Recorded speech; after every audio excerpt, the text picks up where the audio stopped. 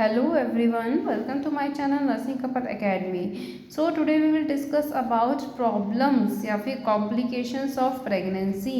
मतलब कि प्रेगनेंसी में क्या कॉम्प्लिकेशंस एंड क्या प्रॉब्लम्स होती हैं। तो जो प्रॉब्लम है which is hyper emesis gravidarum. तो जो हम प्रॉब्लम देखने वाले हैं that is the hyper emesis gravidarum.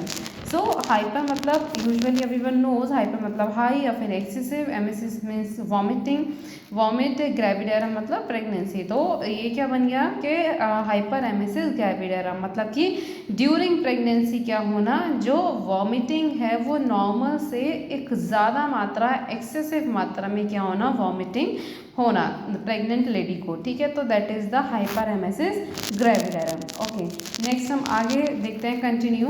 Nausea, vomit of moderate intensity are especially common until about 16 week.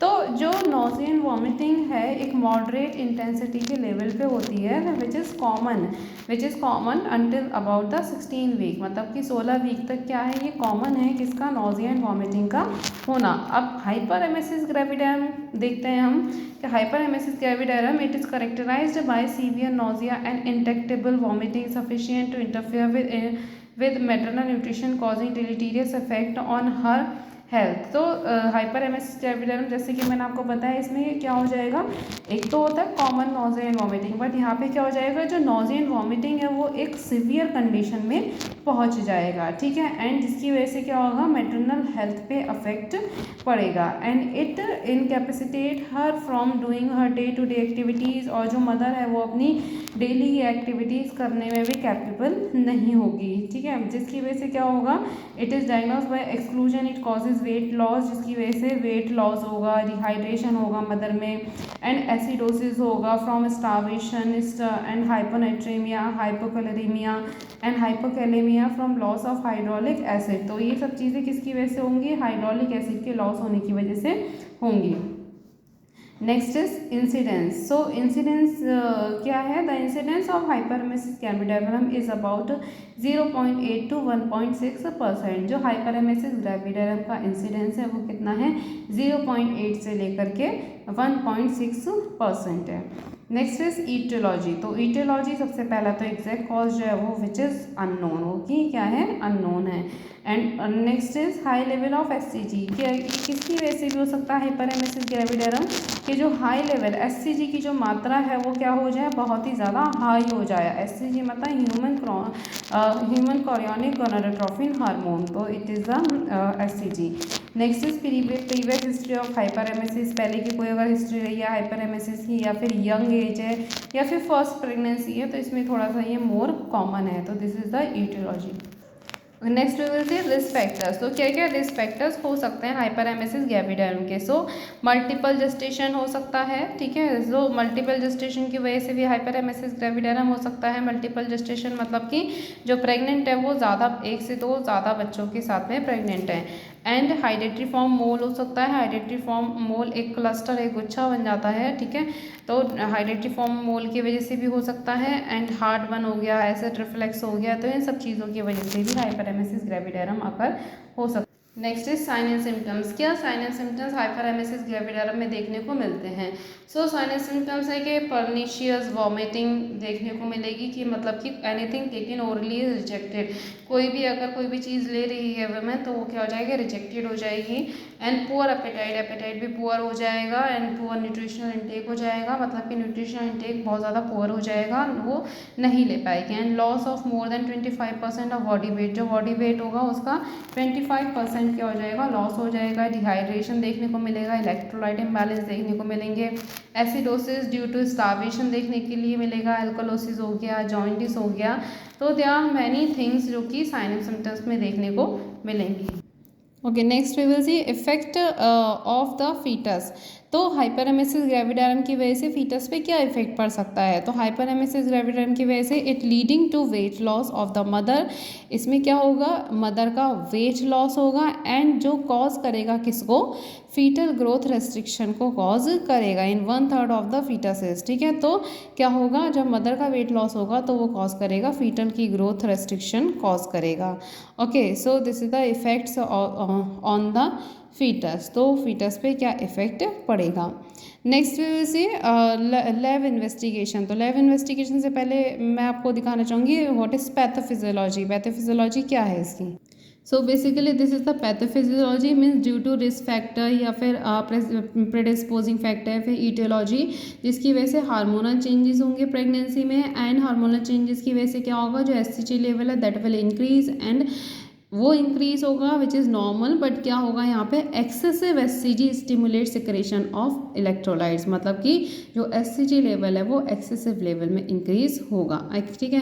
Next is distending and activating GIT mechanoreceptors होगा, then MSS gravidarum, then उसके बाद में क्या हो जाएगा, हाइपर एमएसएस ग्रेविडेरम हो जाएगा, and जिसकी वजह से क्या होगा, severe nausea, vomiting, dehydration, electrolyte imbalance, metabolic alkalosis, rise of plasma and all, ये सारी चीज़ें देखने को मिलेंगी।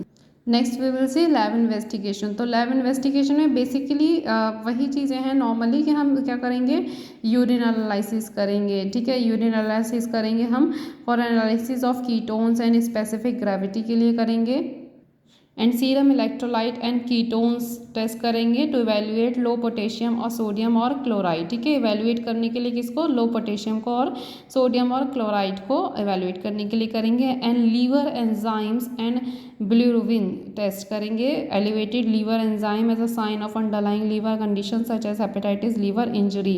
तो लीवर एंजाइम टेस्ट करेंगे हम, एंड बिलिरुबिन टेस्ट करेंगे। And next is amylase, lipase estimation, TSH and free thyroxine. ठीक है, तो ये टेस्ट करेंगे हम। इट में suggest overt hyperthyroidism which is ऑफर एसोसिएटेड विद HG। ठीक है, तो हम अमाइलेज लाइपेज एस्टिमेशन टेस्ट करेंगे, एंड अदर्स में हम ऑप्थेल्मिक एग्जामिनेशन कर सकते हैं, रेटिनल डिटैचमेंट एंड ECG भी कर सकते हैं। एंड डायग्नोसिस में firstly we should know the confirmation of the test, हमें कन्फर्मेशन पता होना चाहिए प्रेगनेंसी का, एंड USG करेंगे pregnancy for the multiple pregnancy और for the hydatidiform mole. Okay, so hyperemesis gravidarum की वजह से क्या क्या कॉम्प्लिकेशंस देखने को मिल सकते हैं। तो स्ट्रेस अल्सर इन स्टमक में स्ट्रेस अल्सर देखने को मिलेगा, ईसोफेजियल टीयर देखने को मिलेगा, जॉइंटिस देखने को मिलेगा, कन्वल्शन एंड कॉमा देखने को मिल सकता है। फीटल रिस्क में भी due to low birth weight, foetal risk हो जाएगा किसकी वजह से, लो बर्थ वेट की वजह से हो जाएगा। रीनल फेलियर हो सकता है, तो मैनी काइंड ऑफ कॉम्प्लिकेशन देखने को मिल सकते हैं। Next is management of hyperemesis gravidarum. तो सबसे पहले क्या प्रिंसिपल्स है मैनेजमेंट का, तो टू कंट्रोल वॉमिटिंग। मैनेजमेंट हम क्यों कर रहे हैं, ताकि वॉमिटिंग क्या हो जाए, कंट्रोल हो जाए basically, and to correct fluid and electrolyte imbalance. जो फ्लूइड एंड इलेक्ट्रोलाइट इम्बैलेंस है वो क्या हो जाए, बॉडी में करेक्ट हो जाए। तो this is the principles of management of hyperemesis gravidarum.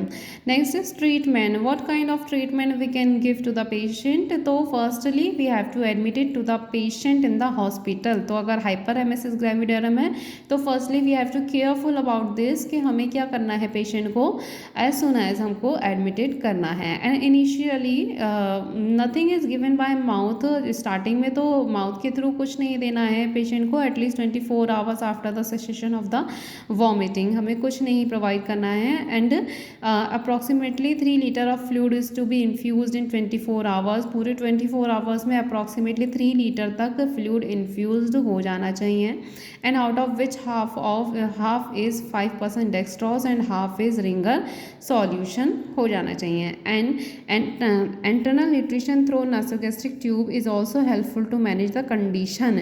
जो इंटरनल न्यूट्रिशन है वो पेशेंट को किस के थ्रू देंगे, एनजीओ ट्यूब के थ्रू प्रोवाइड करेंगे, ताकि ये हेल्प करेगा पेशेंट की कंडीशन को मैनेज करने में। एंड सपोर्टिव साइकोथेरेपी देंगे, काउंसलिंग भी देंगे। काउंसलिंग भी हो सकता है कि हेल्प करे पेशेंट को, एंड मदर को इंस्ट्रक्ट करेंगे about the dietary recommendation, and anti emetic provide करेंगे। फेनार्गन 25 mg, Stemetil 5 mg twice daily. It will help to treat nausea and vomiting. And hydrocortisone देंगे 100 mg IV in the drip is given in case with hypotension or in intractable vomiting. And as per the doctor's prescription we can provide it. And oral prednisone is also used in severe cases में oral prednisone भी use कर सकते हैं. And nutritional supplements देंगे which is vitamin B1, B6, B2, vitamin C also, and it will help to treat this condition. And to monitor the recovery, check and record temperature, pulse, blood pressure. Means basically जो at least twice a daily क्या करेंगे, vital signs check करेंगे patient का. And IO chart maintain करेंगे, means intake output chart maintain करेंगे. And monitor blood biochemistry level and ECG report also check करेंगे. तो this can be also the treatment. Okay, so ये था हमारा हाइपरएमेसिस gravidarum के बारे में. सो आई होप आप सभी को मेरा ये टॉपिक समझ में आया होगा. आप सभी को मेरा टॉपिक समझ आया है तो प्लीज़ मेरे चैनल को like, share, comment and subscribe करना ना भूलें. Thank you.